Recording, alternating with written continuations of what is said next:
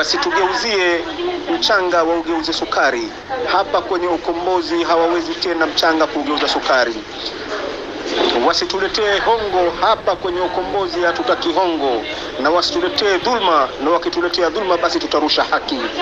Ndugu zangu wa Pwani wamechoka na dhulma, mateso, dhiki na madhila. Tunataka ukombozi wa haki. Wapwani wote waweze kusafiri katika chombo kimoja.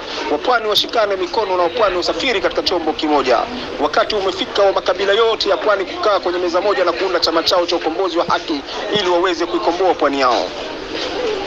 Leo tulikuwa na viwanda vingi vimeweza kuuliwa pasi na sababu na serikali zilizopita.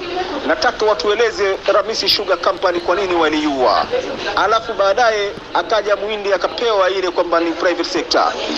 Watueleze Bixa kwa nini waliua, na ilikuwa ni kiwanda cha serikali. Wapwani wanafanya makazi. Leo wapwani wengi wamepoteza makazi na familia zao.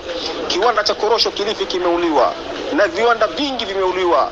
KPA, Kenya Port Authority, waliweza kuwapa watu fulani zile bath, na hatima yake wakaiondoa wakaipeleka Naivasha, ambapo Naivasha hakuna bahari. Leo wapwani wengi wameweza kukosa makazi.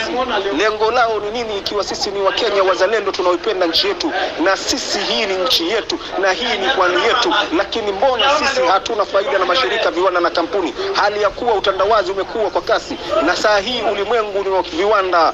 Na kwa nini ulimwengu ni wa viwanda na leo huku Pwani serikali zilizopita hawazitambui haki za Wapwani, wala hawatambui thamani ya Wapwani kwa kuua kazi zote? Je, Wapwani kama wameweza kuua viwanda hivi, wamewaelekezea wapi wakafanye kazi?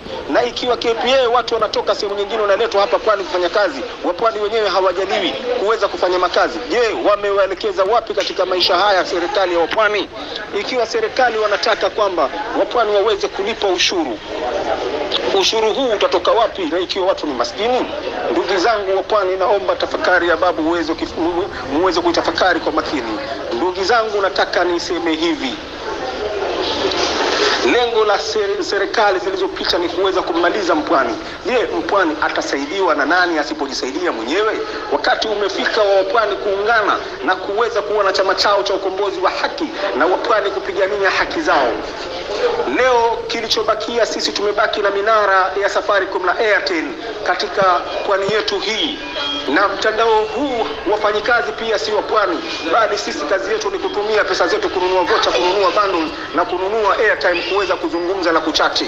Je, ikiwa katiba inasema asilimia 70 ya wenyeji wapewe kazi, leo sisi thamani yetu iko wapi?